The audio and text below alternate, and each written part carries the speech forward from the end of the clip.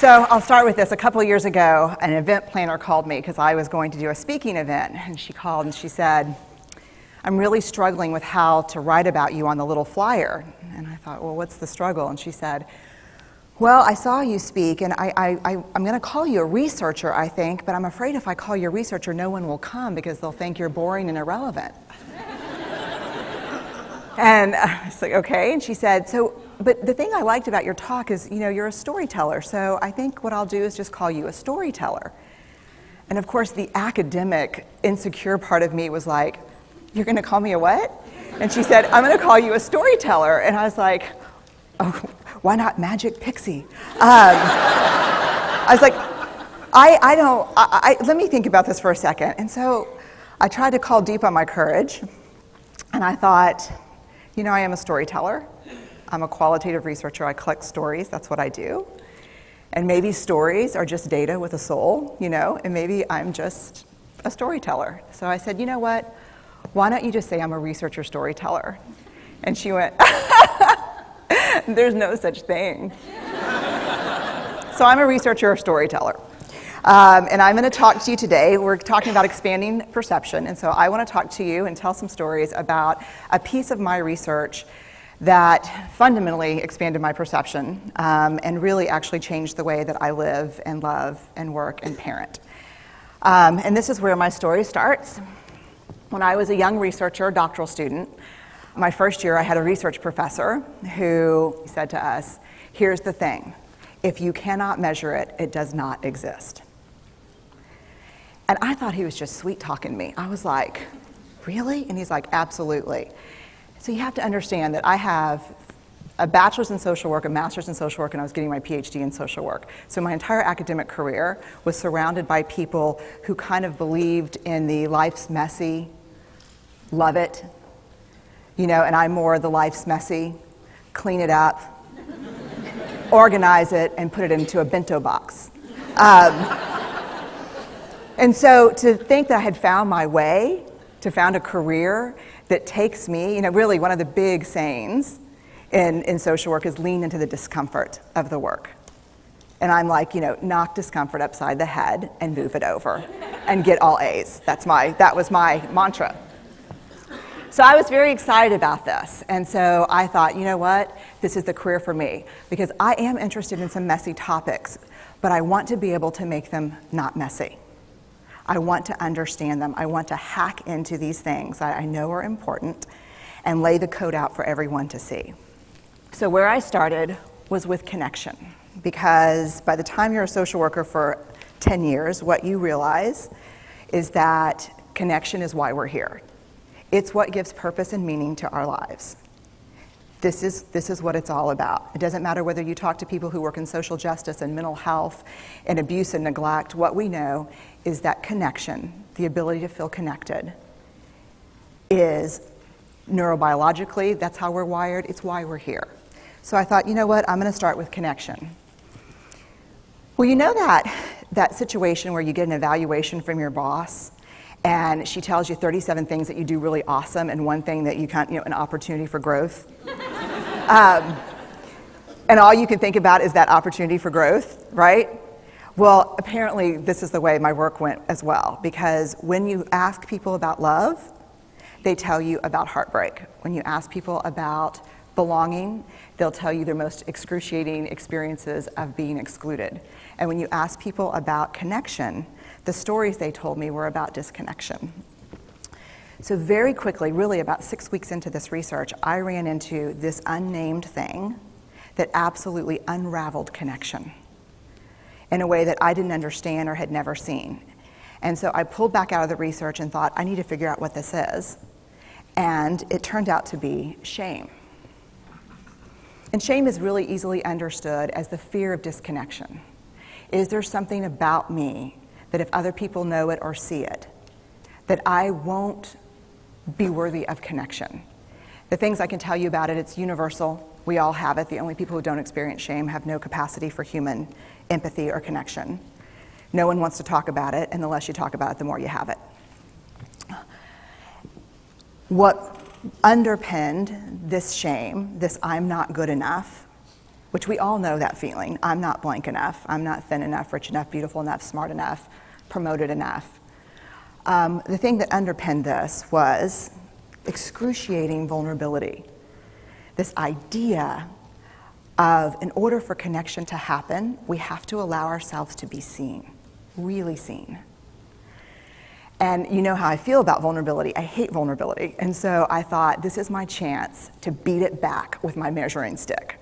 I'm going in, I'm gonna figure this stuff out, I'm gonna spend a year, I'm gonna totally deconstruct shame, I'm gonna understand how vulnerability works, and I'm gonna outsmart it. So I was ready, and I was really excited. As you know, it's not gonna turn out well. You know this. So I could tell you a lot about shame, but I'd have to borrow everyone else's time. But here's what I can tell you that it boils down to. And this may be one of the most important things that I've ever learned in the decade of doing this research. My 1 year has turned into 6 years, thousands of stories, hundreds of long interviews, focus groups. At one point, people were sending me journal pages and sending me their stories, thousands of pieces of data. In 6 years, and I kind of got a handle on it. I kind of understood this is what shame is, this is how it works. I wrote a book, I published a theory, but something was not okay. And what it was is that if I roughly took the people I interviewed and divided them into people who really have a sense of worthiness, that's what this comes down to, a sense of worthiness. They have a strong sense of love and belonging.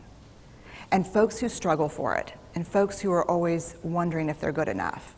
There was only one variable that separated the people who have a strong sense of love and belonging and the people who really struggle for it, and that was the people who have a strong sense of love and belonging believe they're worthy of love and belonging. That's it. They believe they're worthy. And to me, the hard part of the one thing that keeps us out of connection is our fear that we're not worthy of connection, was something that personally and professionally I felt like I needed to understand better. So what I did is I took all of the interviews where I saw worthiness, where I saw people living that way, and just looked at those. What do these people have in common? And I have a slight office supply addiction, but that's another talk. So I had a manila notebook, a manila folder, and I had a Sharpie, and I was like, what am I going to call this research? And the first words that came to my mind were wholehearted. These are kind of wholehearted people living from this deep sense of worthiness. So I wrote at the top of the manila folder, and I started looking at the data. In fact, I did it first in this in a 4-day, very intensive data analysis where I went back, pulled these interviews, pulled the stories, pulled the incidents. What's the theme? What's the pattern? My husband left town with the kids because I always go into this kind of Jackson Pollock crazy thing where I'm just like writing and going and kind of just in my researcher mode. And so here's what I found. What they had in common was a sense of courage. And I want to separate courage and bravery for you for a minute. Courage, the original definition of courage, when it first came into the English language, it's from the Latin word cur, meaning heart. And the original definition was to tell the story of who you are with your whole heart. And so these folks had, very simply, the courage to be imperfect. They had the compassion to be kind to themselves first and then to others, because as it turns out, we can't practice compassion with other people if we can't treat ourselves kindly. And the last was they had connection, and this was the hard part, as a result of authenticity. They were willing to let go of who they thought they should be in order to be who they were, which is, you have to absolutely do that for connection. The other thing that they had in common was this. They fully embraced vulnerability. They believed that what made them vulnerable made them beautiful. They didn't talk about vulnerability being comfortable, nor did they really talk about it being excruciating, as I had heard earlier in the shame interviewing. They just talked about it being necessary. They talked about the willingness to say, I love you first. The willingness to do something where there are no guarantees. The willingness to breathe through waiting for the doctor to call after your mammogram. The willing to invest in a relationship that may or may not work out. They thought this was fundamental. I personally thought it was betrayal. I could not believe I had pledged allegiance to research, where our job, the definition of research is to control and predict, to study phenomenon for the explicit reason to control and predict. And now my mission to control and predict had turned up the answer that the way to live is with vulnerability and to stop controlling and predicting. This led to a little breakdown, which actually looked more like this. And it did. It led to I call it a breakdown, my therapist calls it a spiritual awakening. Spiritual awakening sounds better than breakdown, but I assure you it was a breakdown. And I had to put my data away and go find a therapist. Let me tell you something. You know who you are when you call your friends and say, I think I need to see somebody. Do you have any recommendations? Because about 5 of my friends are like, woo, I wouldn't want to be your therapist. And I was like, what does that mean? And they're like, oh, I'm just saying, don't bring your measuring stick. It's like, okay. So I found a therapist. My first meeting with her, Diana, I brought in my list of the way the wholehearted live. And I sat down, and she said, how are you? And I said, I'm great, I'm okay. And she said, what's going on? And I said, and this is a therapist who sees therapists, because we have to go to those because their BS meters are good. And so I said, here's the thing, I'm struggling. And she said, what's the struggle? And I said, well, I have a vulnerability issue, and I know that vulnerability is kind of the core of shame and fear and our struggle for worthiness, but it appears that it's also the birthplace of joy, of creativity, of belonging, of love, and I think I have a problem, and I need some help. And I said, but here's the thing, no family stuff, no childhood shit, I just need some strategies.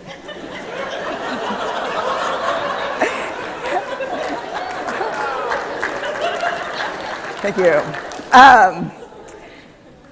So she goes like this.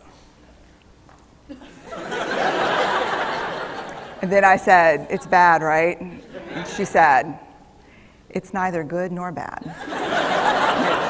It just is what it is. And I said, oh my God, this is gonna suck. And it did, and it didn't. And it took about a year. And you know how there are people that, like, when they realize that vulnerability and tenderness are important, that they kind of surrender and walk into it? A, that's not me. And B, I don't even hang out with people like that. For me, it was a year-long street fight. It was a slugfest. Vulnerability pushed, I pushed back. I lost the fight, but probably won my life back.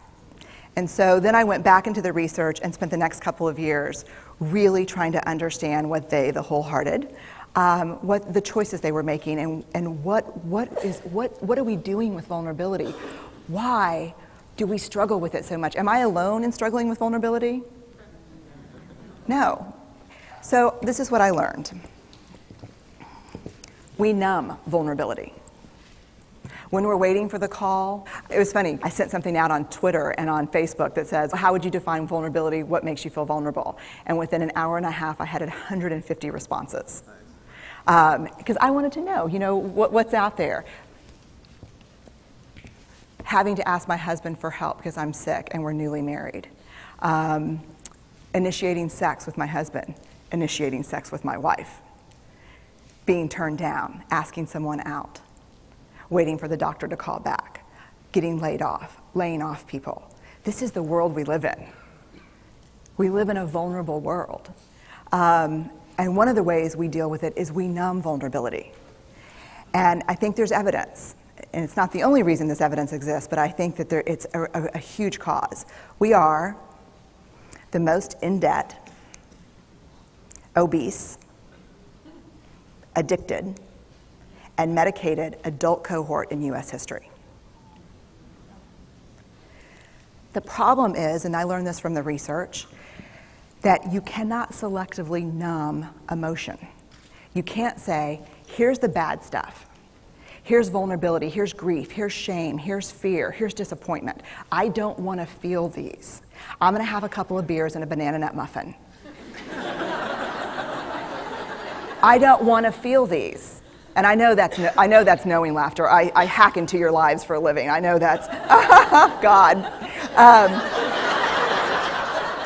You can't numb those hard feelings without numbing the other affects or emotions. You cannot selectively numb. So when we numb those, we numb joy. We numb gratitude. We numb happiness. And then we are miserable and we are looking for purpose and meaning. And then we feel vulnerable. So then we have a couple of beers and a banana nut muffin. And it becomes this dangerous cycle. One of the things that I think that we need to think about is why and how we numb.